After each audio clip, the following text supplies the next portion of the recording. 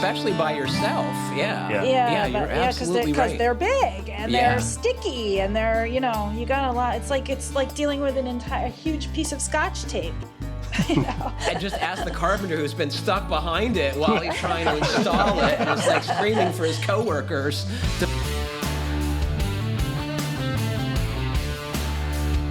Welcome to the Fine Homebuilding podcast, a weekly discussion of building, remodeling, and design topics aimed at anybody who cares deeply about the craft and science of working on houses. This is Senior Editor Patrick McComb. Today I'm joined by Fine Homebuilding Editorial Director Andrew Zellner. Morning, Patrick. Green Building Advisor Senior Editor Kylie Jacques. Hello, everybody. And our longtime producer Jeff Rose. Howdy. Please email your questions to fhbpodcast@taunton.com. You can find previous podcasts and check out the show notes at finehomebuilding.com/podcast. Well, it was a pleasure to see you all this morning. Thanks for being here. Likewise. Happy to be here. Andrew, you want to start off by telling folks about your winter weather? I guess it's wrapped up temporarily, but you had quite a dump of snow, right? Yeah, let's see, I think it was the week after, maybe the first week of the new year, actually.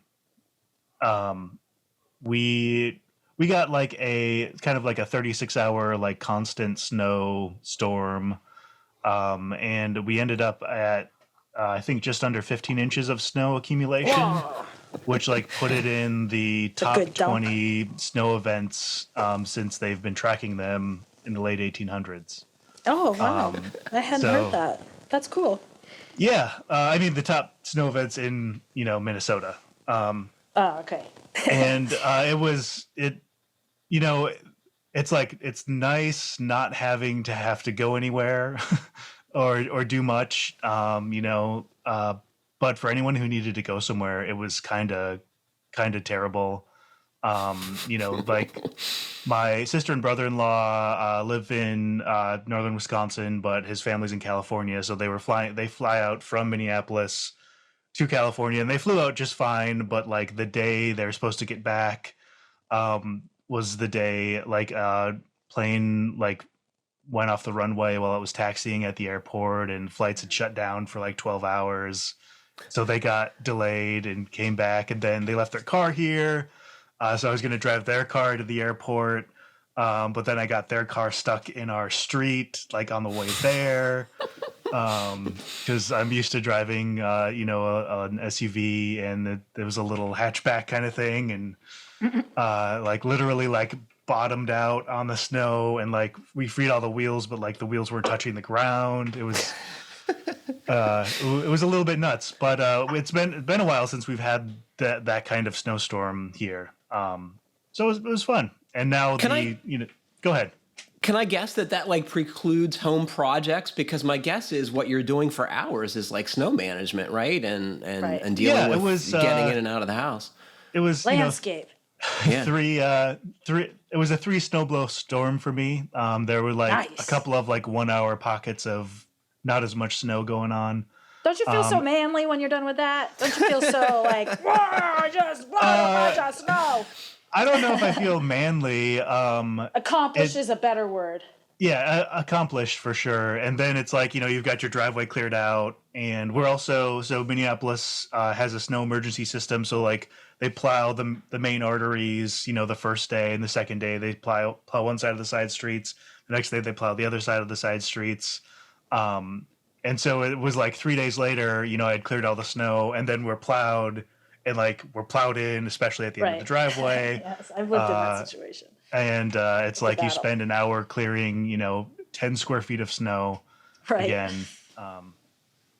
But do people in Minneapolis like save parking spaces like they do in Pittsburgh with old chairs and lawn furniture and like all kinds of weird stuff, actually? So I would say there's not parking space saving. It's more of like the entire neighborhood is in it together. So the last top 20 snow event that happened was when I lived in an apartment in South Minneapolis in 2010. And that was also the snowstorm that tore the Metrodome roof and led to us building a new football stadium, indirectly. But that one was like 17 inches of snow. But I specifically remember Jill and I had just moved in together, and it was that like first winter, and it was like an all hands on deck, a bunch of folks in apartment buildings with no, garages or places to park. And so like 7:30 in the morning, you got to move your car by 8. Everyone's out there shoveling, and we take turns, like basically just shoving cars across the street. Community sport. Minnesota Nice is a kind of a double-edged sword, but like there are tons of people who will help you push your car through as much snow as you need to make sure it doesn't get towed. That's really cool. Everywhere. Yeah.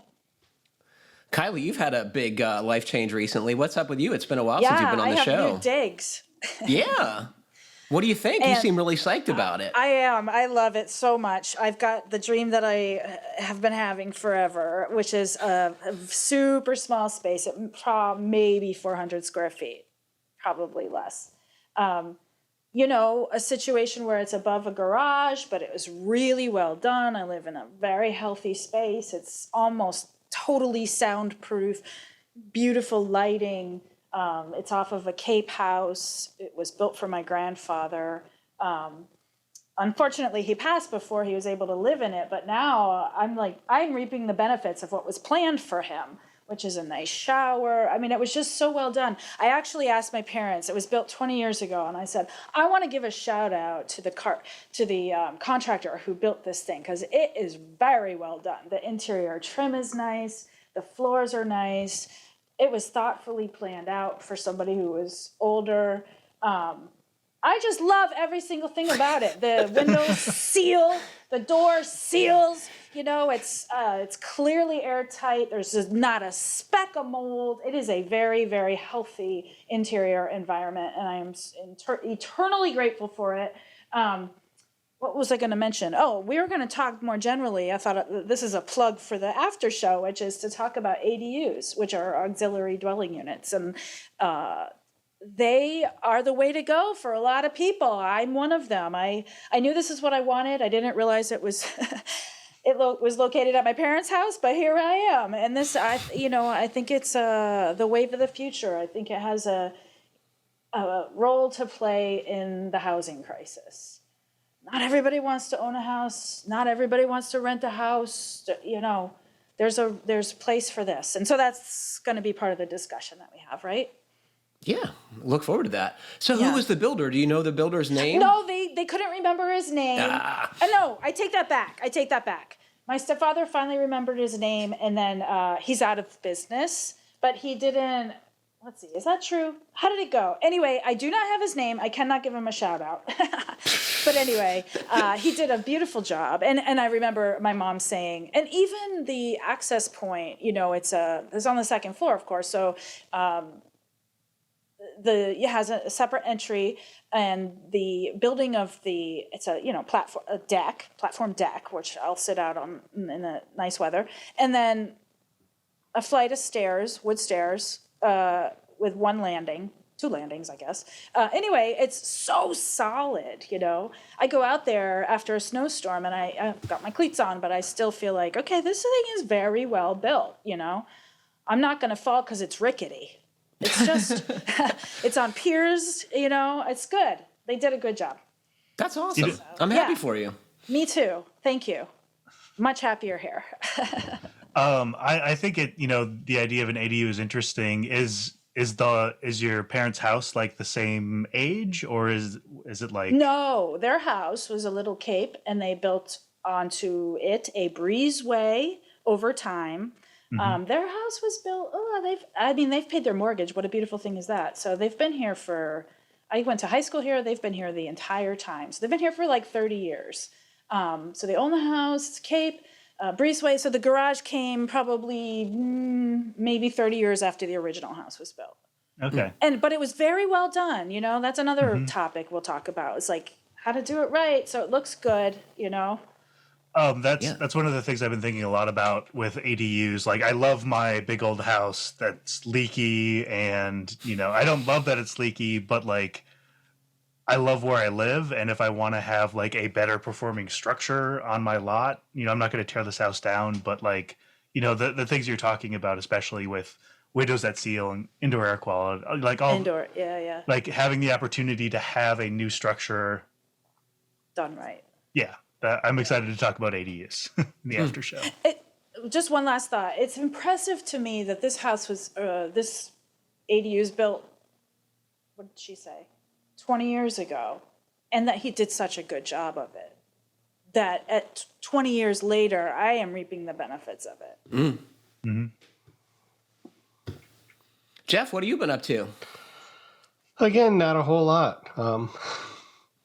You've been editing a lot of podcasts. I keep seeing the emails that they're in. All you do at this Podcasts and e-learning and Yeah. What's the Emily Mottram's e-learning? Are you working on that? no, that's I'm not sure who's doing that one, but I'm not doing that. Working on repurposing some old Raleigh Johnson stuff and things like Oh, cool. Yeah. I don't know what that brand is. What is that? That's fine. Raleigh Johnson is a fine woodworking contributor. Yeah. Okay. He's like And the machine machine guru. It's a person's name? Yeah. Okay. Sorry, I'm Yeah. not a woodworker. However, quick note, I have a neighbor who is a woodworker, and I'm about to visit his shop. I'm making friends with this guy who's got tons of interests. He knows the land around here. He's a big land steward, trail keeper. And he's a woodworker, and he's showed me these beautiful maples. He goes out in the woods and he cuts these gorgeous planks and he makes little footbridges. What a cool guy. He's one of these retired, he knows fine woodworking and fine home building. He's been following them for many years. So neat to meet people that have, know us. Well, you'll have to drag him on the screen next time we're recording a podcast. He's That'd be pretty hilarious. cool. He's the neighbor. He's a town crier, so he'd probably love it. Patrick, what's that on the wall behind you? Well, I spilled the beans right. yesterday at a staff meeting, but I fulfilled a lifelong dream of mine and bought a library ladder for my wall of storage in my workshop/office space, and I couldn't be happier. Yeah. If you all have ever wondered about a library ladder, I had a chance to talk to Neil in Peekskill, New York, and Neil's the guru on library ladders. He's been salvaging these out of commercial spaces for decades. He had 50 of them in a storage locker, and I learned all you could possibly need to know about library ladders in the span of about a half an hour. But what delights me so much, and what helps me get over how much money I spent on this silly thing, is how well they're made. This thing is meant to be in service for decades with no love and be used every day. So it is a fine piece of equipment. I love it. I like the example you gave, Patrick, which was I said, where would they be used in a commercial space, like an example of it? And you said shoe stores, right? Yeah, or even department stores that sold shoes. You need to have what amounts to hundreds of pairs of shoes, right? So, going up is the only way you could possibly fit all that stuff, especially in a tight, mall store or whatever.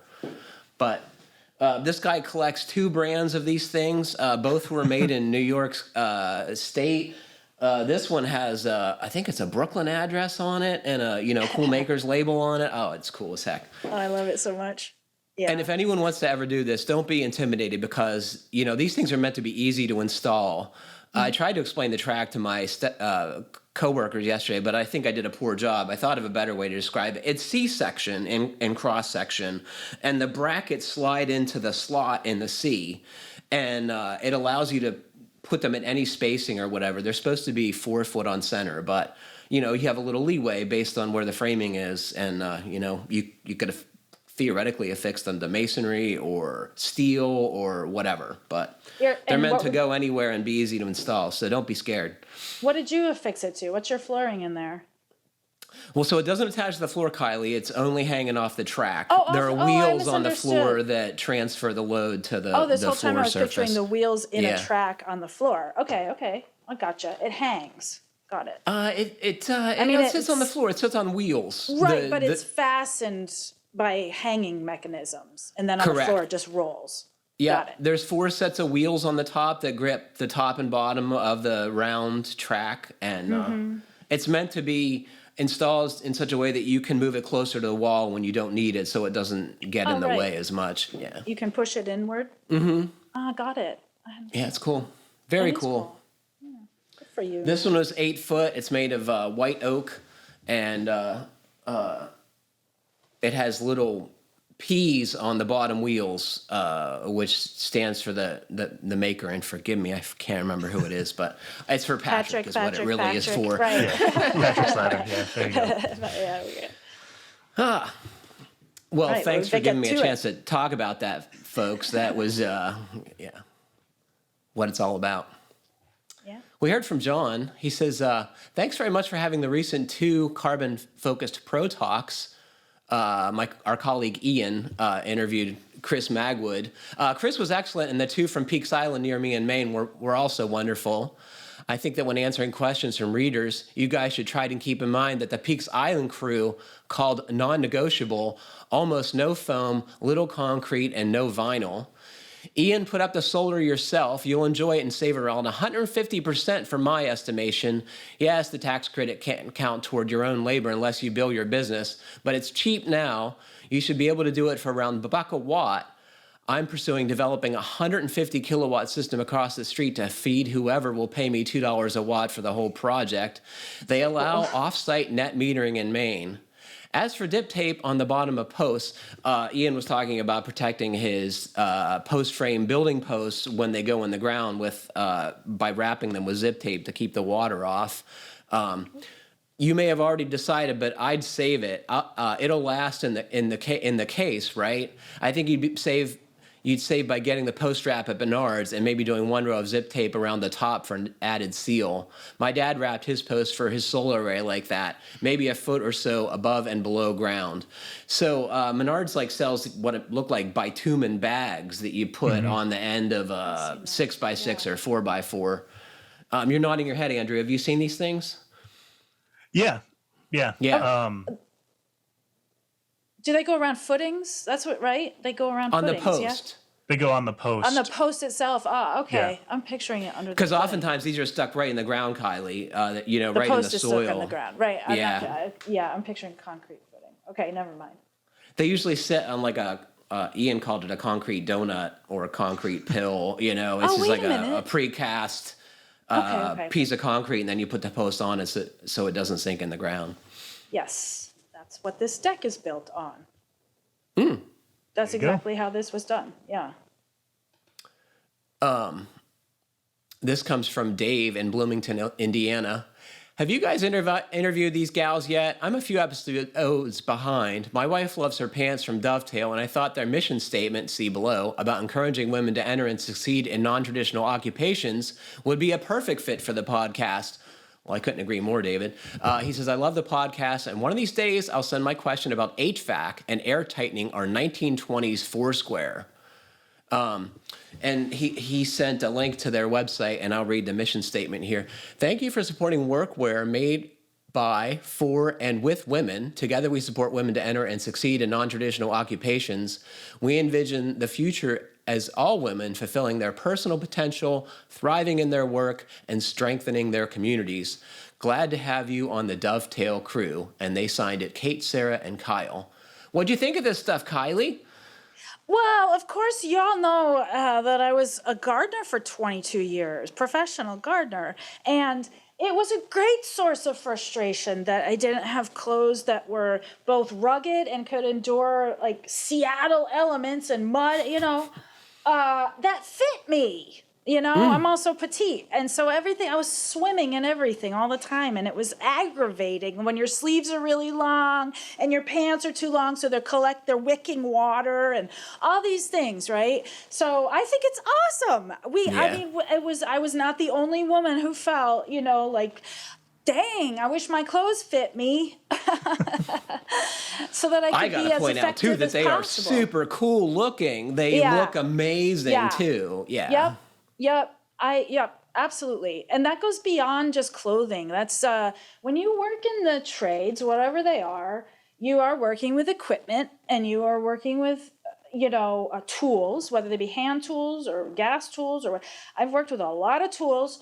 Most of them are not designed for, what am I, 5'5", 140, like for women. They're just not designed that way. They're heavier than they should be.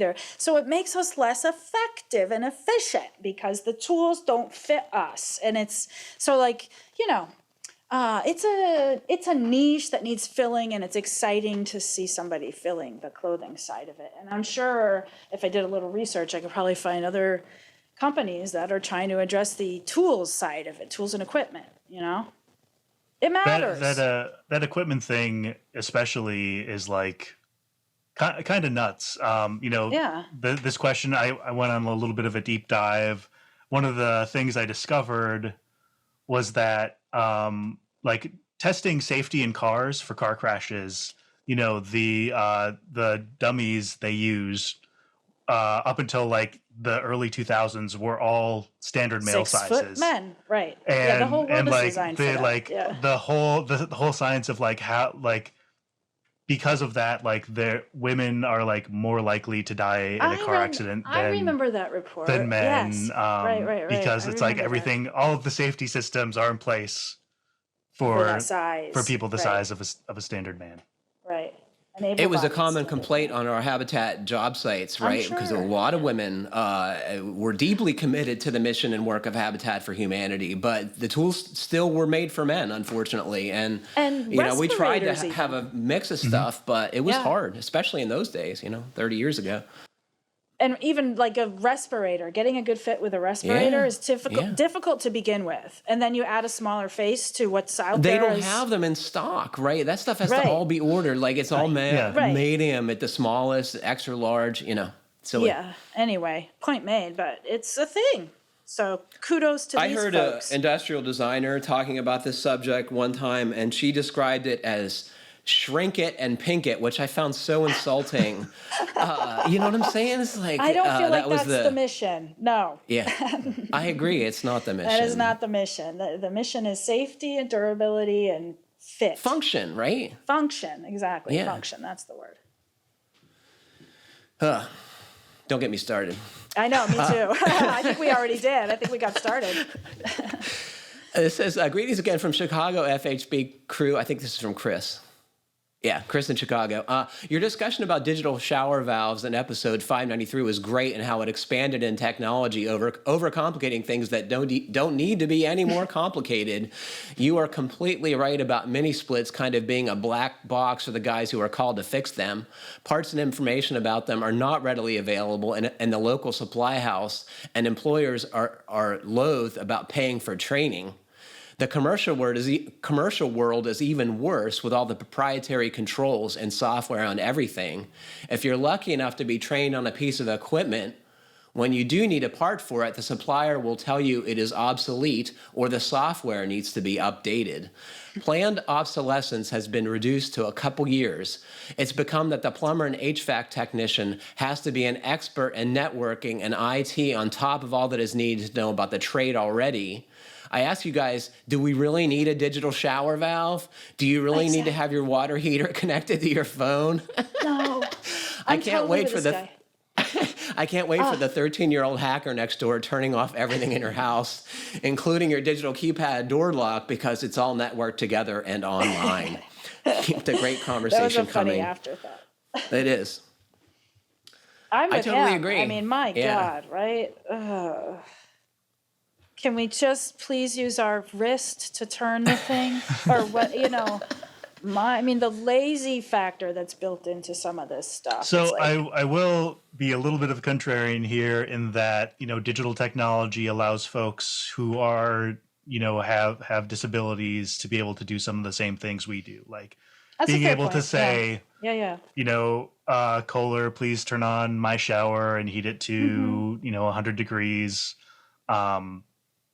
Is great. Yeah. I mean, there are trade-offs in reliability and serviceability, all those sorts of things. But technology can make things better for certain subsets of the population. That is a very good point, Andrew. That's a good point. Thank you for making it. Yeah. I was about to say that, networking and IT stuff is a huge part of the automotive trade now. Like everything is networked, and oh my gosh, the complexity of that have stuff. you guys been keeping up with the like having to pay a subscription every year to unlock certain features of your automobile kind of stuff going on? Like, this makes I want me to say it was BMW was maybe the most recent one in the news that I saw, but luxury it was like cars. $100 a year to unlock your auto start and another $100 a year to have heated seats, you know, like But that's obscene, especially when you pay 80 grand for a BMW to start with, right? Like that's what you're paying for. Yeah.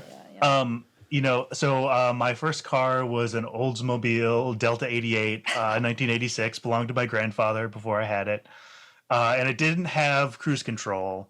But like I wanted cruise control, and it was like the sort of thing where like they just built all of them like ready to accept cruise control, and then I just went to a junkyard and like put in plugged a new whatever the knob is, and like all of the stuff was there and existing and part of the car's rudimentary computer, all that kind of stuff. But like, and so I'm thinking about all the cars I've owned, and like they were probably all capable of doing everything the high end model was, and it was just like a few parts were left off and the price changed. Like, and now they're just able to do it without leaving any parts off because you just have a screen in your car. So that's like it's the new iteration of that, right? Yeah. Jeff, does any of this technology appeal to you? Do you see the use for it besides the example Andrew cited? Well, I can definitely see, particularly, if you travel a lot, having control of certain functions in your house. I mean, like when I was out in California for a couple of weeks, it's like I turned everything off. But when I got home, the house was 50 degrees. The water was ice cold, Yeah. Hey, that speaks to multi-generational living, You need somebody like me next door who can go down there and turn everything on before you get home. Well, part of the ADU conversation I wanted to have was about elder care. Wouldn't it be awesome to have mom or dad, behind the house, right? There's something to be said for all that. Absolutely. Our first question comes from Pat. I'm renovating an old farmhouse that was built in the 1930s. It has cedar shingles as the exterior layer on top of tar paper that is on top of 3/4-inch pine shiplap sheathing. I'm going to replace the shingles and was wondering if I should go back with tar paper where it's ripped or removed, or go with conventional house wrap, or should I add a layer of house wrap over the tar paper? Well, this is a good meaty question. I love it. Well, how would you answer it? So this assembly is similar to how my house is set up currently, and except I have an additional layer of shakes, asbestos shakes over cedar siding, but there's tar paper and board sheathing under that. And having read too many green building advisor articles, Kylie, I was thinking about I need to rip off all my siding and then put in 4 inches of exterior insulation and then Patrick made the point that like if I can get down to the sheathing and put up a sticky membrane that seals really well, air sealing the old house will do such wonders for my utilities and comfort that the exterior insulation would be better used somewhere else. And so I would argue if you can get down to the pine shiplap and put up something that air seals really well, maybe better than conventional house wrap or tar paper. What would you guys recommend for products on that?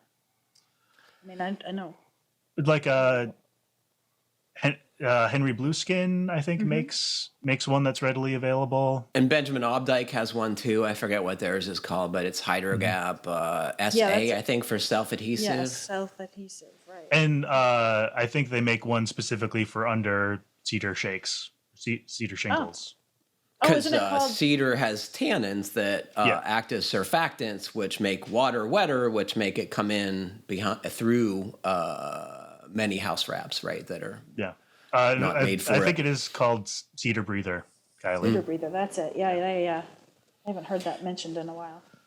Is that I'm a what you huge do, fan of Patrick? felt paper because of its variable permeance. You know, when things get wet, it dries better, and when it's dry, it sheds water better. You know, it's a kind of a amazing material, and I like that on old houses because it's more forgiving. You know, seldom are things done perfectly, and you do have water intrusion on windows or penetrations. You know, in the right conditions, and it allows stuff to dry out. But as Andrew suggests, I'm kind of torn because these new self-adhering house wraps are much taller, like they're 9 or 10 feet long or 6 feet at a minimum versus 3 foot of felt paper. And anyone who's like put a bunch of siding on will tell you that that's kind of a hassle. And it's also fragile if things take a long time to get done, right? It can't be left exposed like modern equivalents, you know, house wraps and these self-adhering versions especially. So, you know, I think it depends on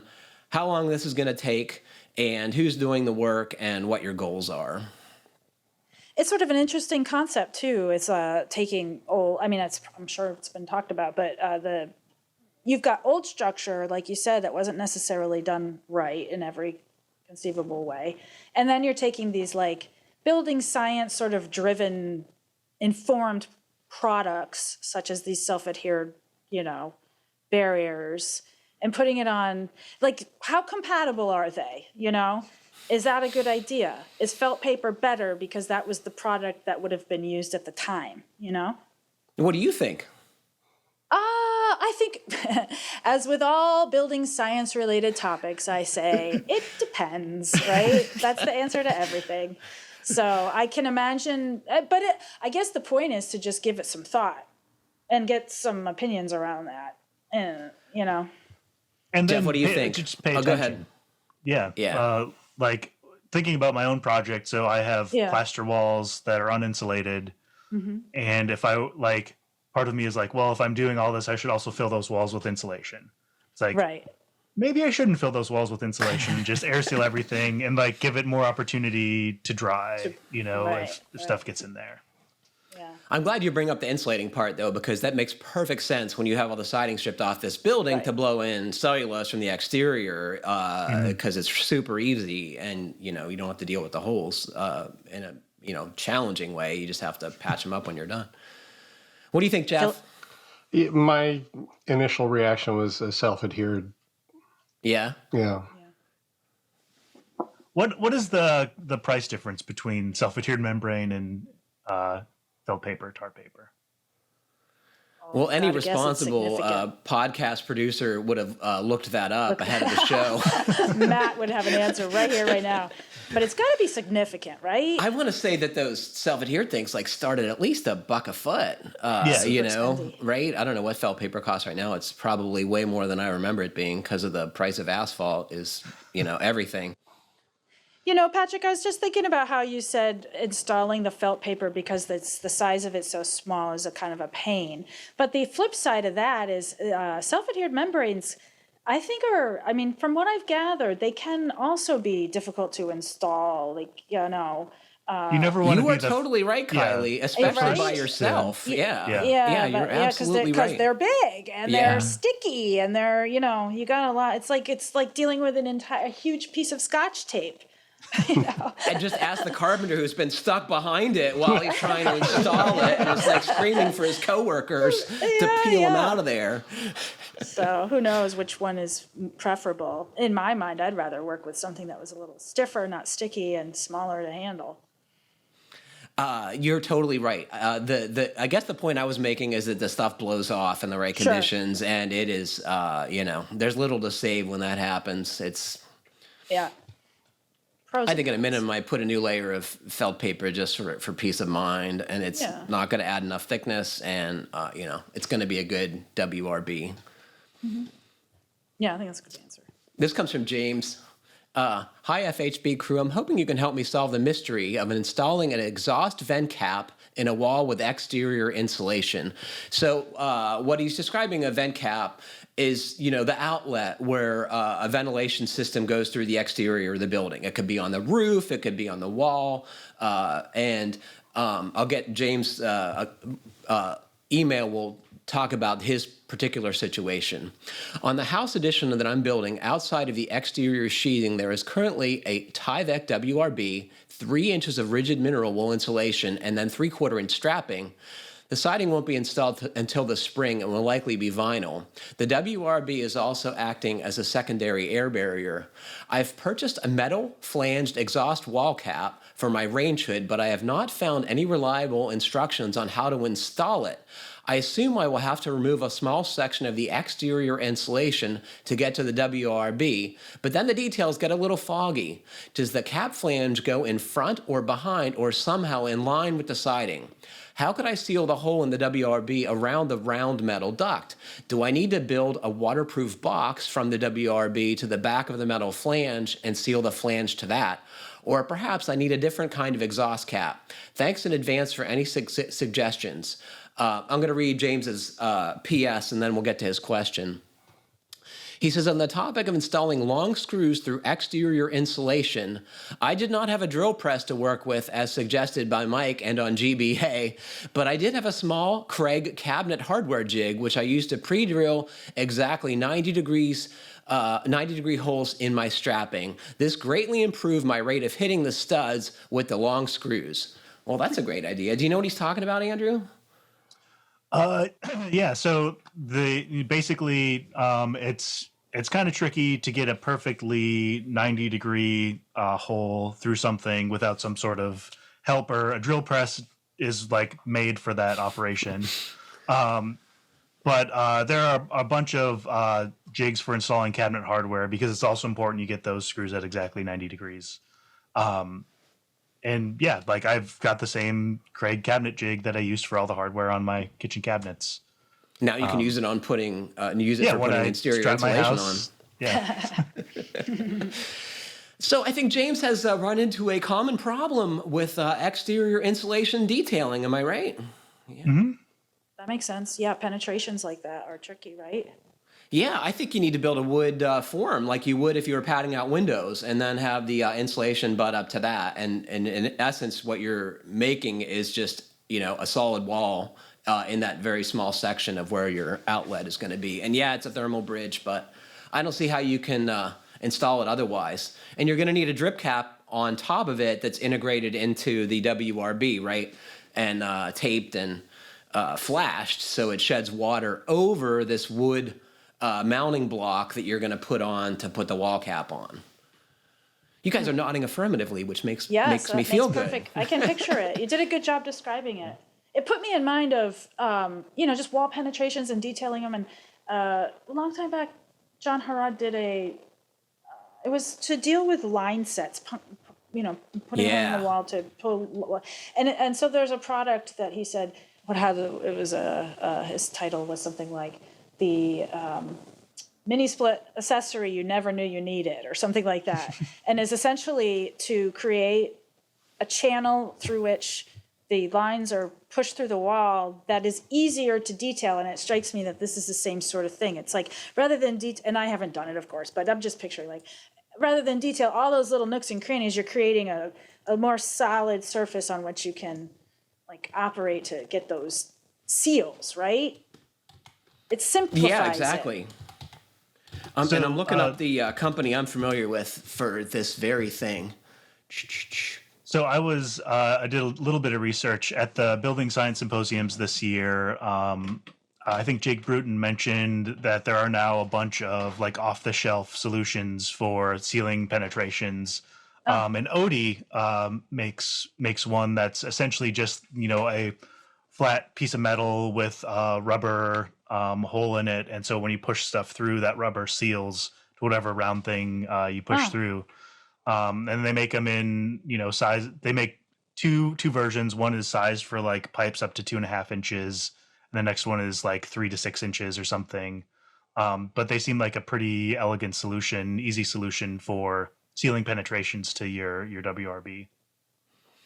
It's a challenge still with exterior insulation, right? Because you still need to have some kind of mounting block, and then you need to integrate this, round flashing or whatever shape it is into the cap flashing, and then ultimately the WRB.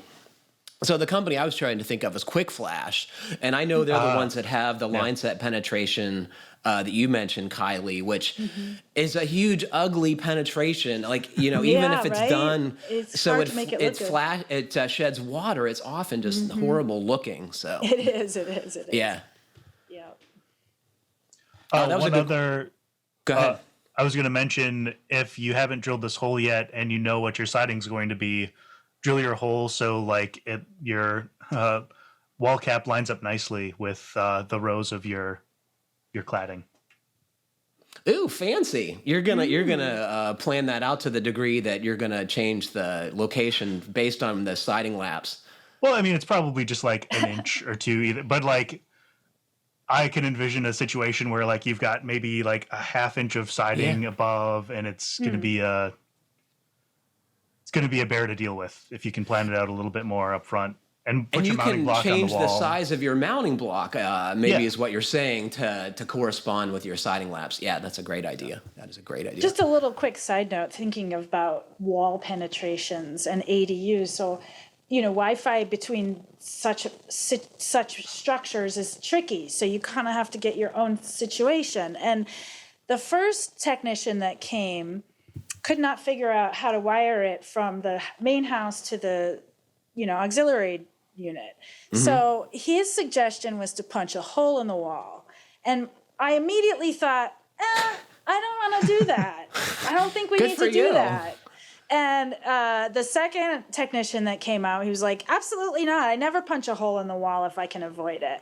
And I was like, you're my guy. That's right. That should not be your first solution. Absolutely. Yeah. So the telecom technicians are the worst in my experience. They are this is the way to do it. Right, boom. Get them the biggest, longest drill bit they can, and just let them go to town. Right. And what's worse is they'll like run hundreds of feet of cable on the exterior of a building where it looks like that was heck, his plan. Just like that was exactly his plan. Yeah.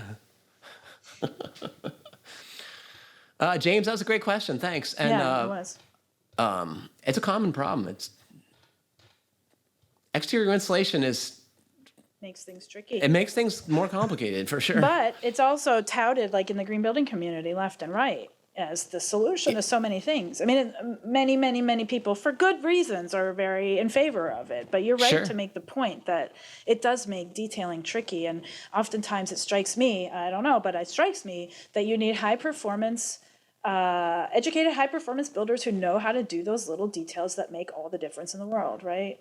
And it takes someone, maybe more than that to care. Because, your client's not going to know what's going on behind that cladding and in the WRB in most cases. So, you need to be paid well enough that you can, make that a priority to get that stuff right. If you're the low bid, boy, that kind of stuff goes by the wayside oftentimes. Sure. Yeah, you gotta have time to care. Right. Oh, this comes from Mitch Tuttle of Lakes Builders LLC in Delaware. Hey, can I correct you there? Mitch lives in Minneapolis. Oh, my bad. City of glad Lakes you're Builders. on the show today. Yeah. Thank you. Hey, guys, long-time caller, first-time listener here. Just kidding. I've been a long-time follower of Taunton in many different iterations. I've had a term in my head, which I heard Patrick use a while back, and it really nailed a process for me, but I can't remember what the words are. Please help. The context under which it was being used was building preservation. The term denoted the horrible process some developers use to let a landmark property fall into such disrepair that preservation is simply a bridge too far, i.e. stripping the roof to allow Mother Nature to take her toll more swiftly. Patrick had a name for this maneuver, which may have been made up, but I really thought it summed up this type of behavior. I've been searching for this lately, as Andrew can attest to. Some of Minneapolis's buildings seem to be headed in this direction of being declared blighted, allowing treatment of and uses for which would never be allowed if they were kept up. Maybe that's why you knew this guy was from Minneapolis. Yeah. I met him at the Midwest Building Science Symposium in Kansas City, and I thought it was funny that we had to travel to Kansas to meet. Well, I'll be brief here. Demolition by neglect is the term, and I didn't coin it. I first learned about it from Brian Pontalillo, where this is a way that real estate in Charleston gets around, or real estate developers or builders, who whatever you want to call them, in Charleston get around their strict historic preservation rules. And Kylie, had you heard this term before? Brian's From Brian, yeah. I forgot it until you mentioned that he said, this puts me in mind of a story that I recently heard on the radio about a similar type of thing with boats, specifically fiberglass boats, where this was in Virginia Beach, but I guess it's like most coastal communities deal with this, whereby it's more expensive to just like dismantle your boat, the fiberglass boat, than it is to of course it would be, to just let it rot in the river. They go and they leave it. And then all the plastics from it get into the waterway system and into the species and into the people who eat the species. And I mean, it was a fascinating chain of events. But really, it all boiled down to that there's no market for recycled fiberglass, and what to do with it. And if you can't sell your boat, and it doesn't go anywhere without a trailer. And right. Sure. So and anyway, after a lifetime of boat ownership, you were just out of money.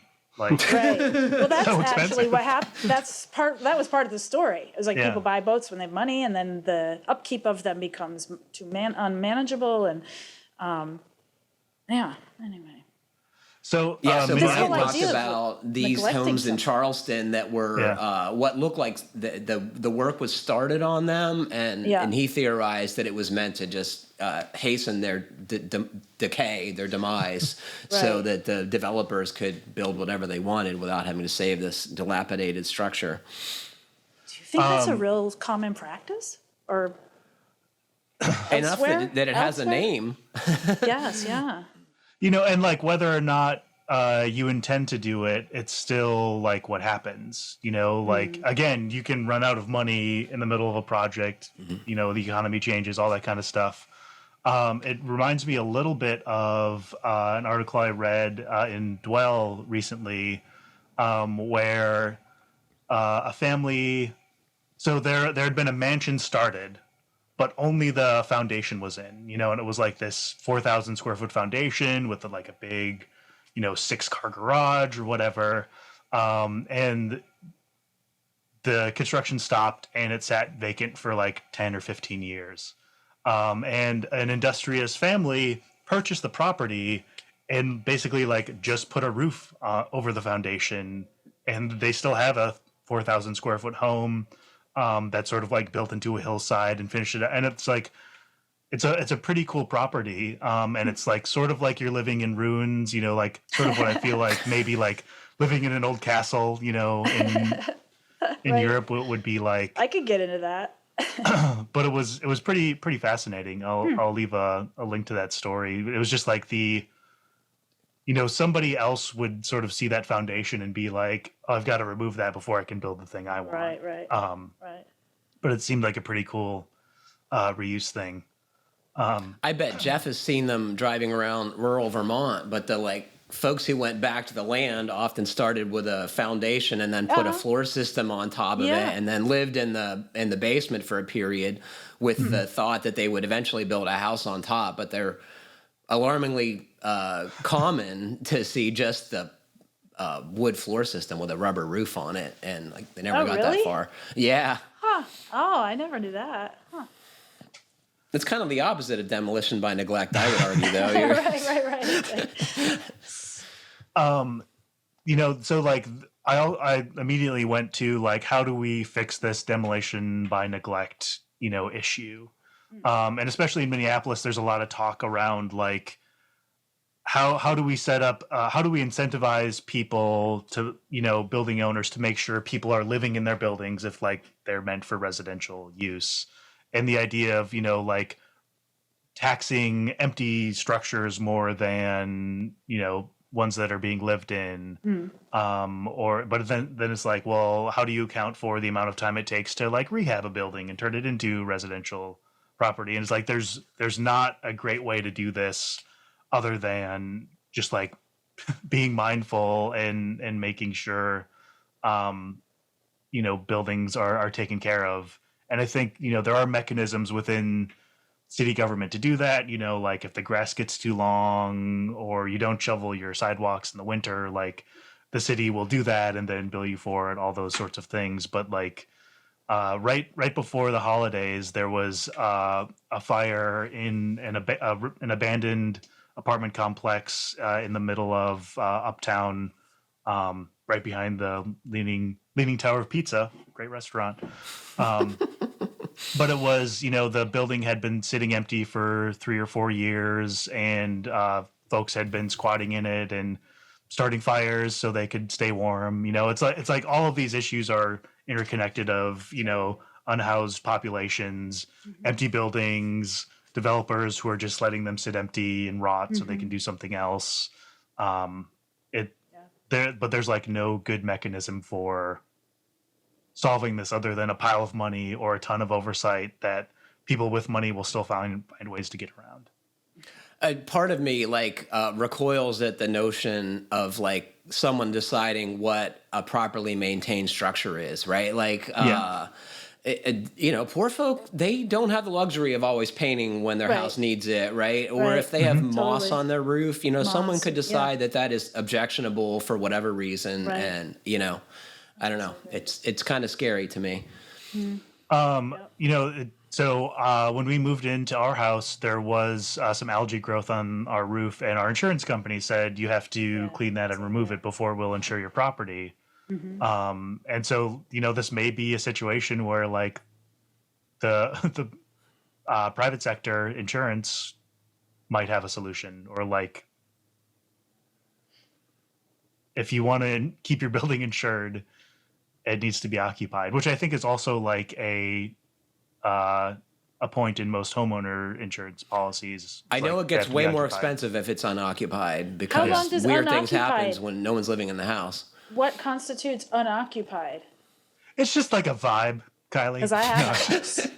No.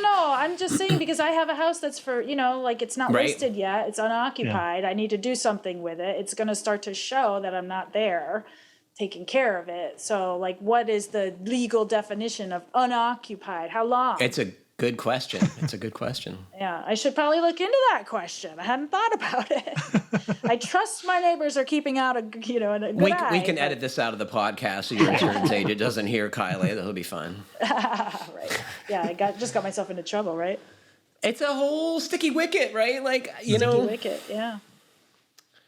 Hey, if any of you have thoughts listening to the show, we'd love to hear them because I don't think there are any right or wrong answers. It's a complex issue, like many things are related to home ownership and home building. Yeah. Speaking of sticky wickets, in my Facebook feed recently, folks were talking about a bath fan that doesn't work. And this seemed like a good mainstream topic for the podcast to talk about, like kind of the flow chart of how to determine if your bath fan is the ducting is obstructed, or if it was never installed correctly to begin with, or if it's too small. I thought we would just walk through the things to check first. And this woman first tried to put the toilet paper up on the grill, which is what everyone tells you. If it sticks there, it's working. Well, my experience is that is not exactly true. It doesn't take a lot of suction to hold the paper up there. But this woman had so little suction that the toilet paper fell down. So then folks started talking about, well, how is the duct rooted? And I think that's a very good question. And is it flex duct or smooth duct? Smooth duct has way less resistance than flex duct. Flex duct can work fine in many cases if you pull it tight, but oftentimes it is just left saggy and baggy. And then you create traps that are ideal for accumulating condensation, which can further, block off the ductwork. It can drip back into the fan housing, and you'll get drips through the grill. So obviously, if you have flex duct up in your attic connecting your vent fan, you want to make sure that's pulled tight. And the interior liners should be fastened to the outlet, the wall cap, and the insulated outer layer should be also zip tied. They should be zip tied in both places. And folks got through all these questions with her, and it seemed like, that could have been a problem. A bunch of other folks suggested that Panasonic, which is the gold standard of bath fans in our world, and we recommend folks use them because they're reliable, quiet, and deliver the CFM ratings that they have on the label. But they, for whatever reason, tape the damper shut when they put it in the box. And more than one contractor pointed out that some folks forget to pull that tape off. And of course, it's not going to work with the damper tape shut, right? Huh. Isn't that silly? Yeah. Should come with a warning to make sure you undo that tape. So I installed one of those Panasonic bath fans in this half bath we put in on our first floor. And it was one of those things of like, I read the instructions and then like, where it's like I unpacked the fan and got it ready, and then I read the instructions and it's like, oh, I got to untape that damper. Like, if I hadn't been doing it for myself and had been trying to, do it quickly, totally would have missed it. One of the other things that I thought about here is like when I notice a problem in my home, I feel like I've noticed it right away, right? But like it's like this thing of you're not entirely sure that like this is a new problem or if it's just something you've noticed for the first time. And so like being cognizant or like, when you notice an issue, like start working on fixing it, but like make sure you start early enough in the process. And particularly I haven't installed a bunch of bath fans by any means, but like can you like flip the hot and neutral and like make the fan spin in the opposite direction or like anything like that? Boy, like, I don't know. I mean, it would take some doing because they're color coded. You know what I mean? Like, and a modern like electronically commutated motor, like or in these Panasonic fans, you couldn't do that. I don't think it would work. So I think it would be tough. That was the only other thing I thought might be an issue is like, what if it's wired backwards and blowing instead of exhausting? Yeah, right. Oh. Go ahead, Kylie. Yep. Oh, just thinking about the duct suggestions that were made in relation to this question. I just want to point out that Allison Bales has done a number of different articles over the years about really, in fact, one was just last Thursday we published. It's about like 4 easily identified reasons why ducts are not functioning to their optimal capacity, or whatever. That was not the title, but the idea is like 4 common problems with ducts, and I liked that he couched it in this idea of like anybody, if you're a renter, if you don't know a lot about your house, this is all unfamiliar terrain, you can still go in and identify issues that might be causing serious problems. And and he shows some good pictures of them. And one of them is just like a duct that's opened up somehow. Disconnected. Yeah. Right. Or what you got me thinking about, it was like the flex duct, draped over framing. So it's pinched. Something that simple. Right? Yeah, the stuff is evident oftentimes, right? It doesn't take a genius to figure it out. I mean, it's when he explains it, it seems very, anyone can understand it. So I think there's like rules of thumbs for ducts. Straight and as smooth as possible. Right. Tape the seams or mastic them to, get as much airflow through them. And don't be a knothead. The other thing with regard to the bath fan is I was going to say, like, the Squirrel Cage, like, a normal bath fan, a good one it doesn't have, like, a bladed fan. It's got a squirrel cage, and they're named that because that's what it looks like. But the vanes are semicircular, and they can get so occluded with dirt that they don't move any air. And this has happened to me before, and you just have to spend an hour to get all that garbage out of there, and it's going to work fine. I was on a ladder yesterday trying to do just that, and I cannot figure out how to open. I can't see the model number of the bath fan, so I don't know how to look it up. And I cannot get. I'm assuming that you're talking about. Can you say what that term is again? Squirrel trap? Is that what you said? Squirrel cage. Cage, and that's where the junk collects, it's the fan right? wheel, and it's shaped like a wheel. Oh, okay. I'm not thinking of it right, but anyway, like a squirrel wheel. It's not clear to me how to get at this thing. It's got usually the grills just pull down. They have like hairpin kind of shaped Right. springs that hold it tight to the ceiling. And if you pull it down, then you can squeeze them together and get it out the rest of the way. I gotta revisit Just start it. yanking on it, My Kylie. neck started to hurt, so I had to give it up. But anyway, I'm very curious about my bath fan, so I'd like to see how it all functions. But I'll look for the squirrel cage when I do. It's important. Jeff, you have any thoughts on your bath fan functionality? I'm sure they're undersized. Yeah. Because they're, Is that common? Yeah. yeah, I'm sure they were whatever was cheap when the builder built the house. And they're noisy and. Yeah, noisy. So, What do you think the longevity of those are? How often should you replace your bath fan? Wait for it to break, or is there a better maintenance plan? I think that's what most people would do, rightly or wrongly. Right. It's sure is a worthy upgrade if you have one that doesn't work. Or if you have one it that's makes your life a lot better kitchen when your exhaust, shower too. doesn't steam up the entire bathroom.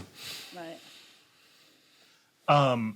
So I bought our Panasonic bath fan, and I was startled at how quiet it was. Oh, that's nice. Is it working? Yeah. Well, but it's also It's like a Prius. there is something to be said for having a loud bath fan. And Euphemistically described as acoustic privacy. Oh,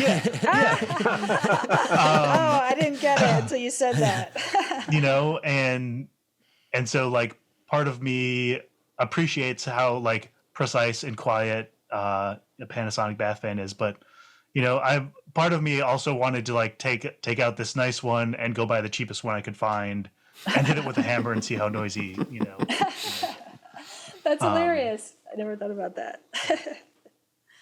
I want to shout out to Fantech, which is a company that makes remote fans, and these things go up in your attic, and you connect them inlet and outlet with flex duct, and they're super powerful and super quiet, and they are a Are you joy to- promoting attic fans, Patrick?